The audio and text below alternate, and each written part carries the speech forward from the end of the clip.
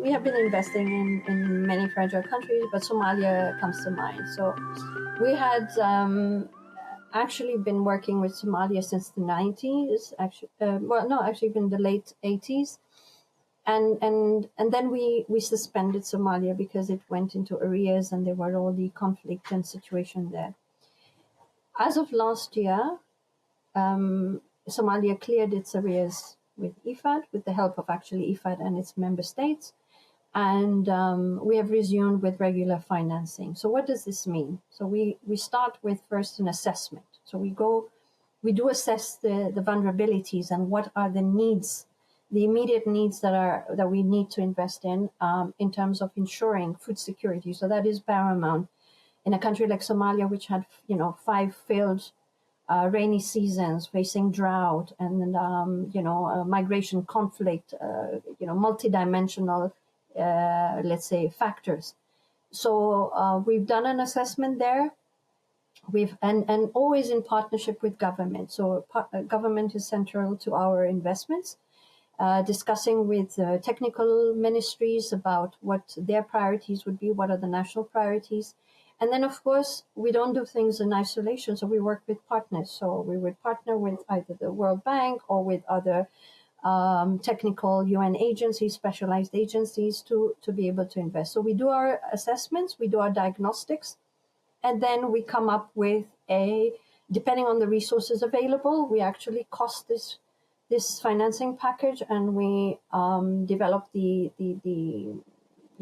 investment.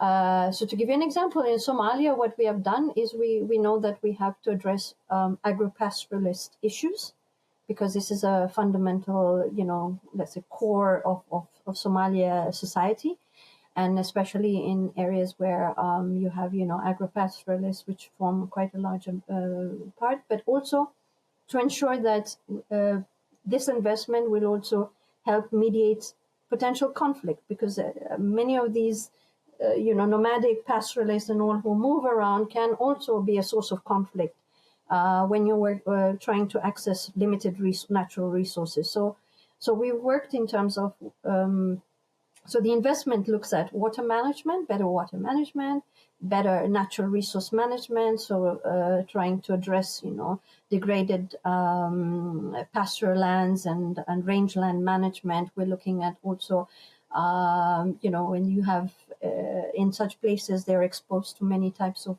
erosion, like wind erosion. So how do we also support the communities, then access to water, building wells, or actually also creating shallow dams for them.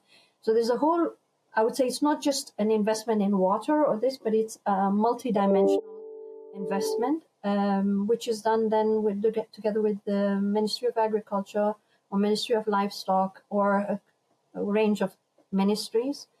And then the communities play a central part as well, because they're the ones who we have to work with together all the time to ensure the success.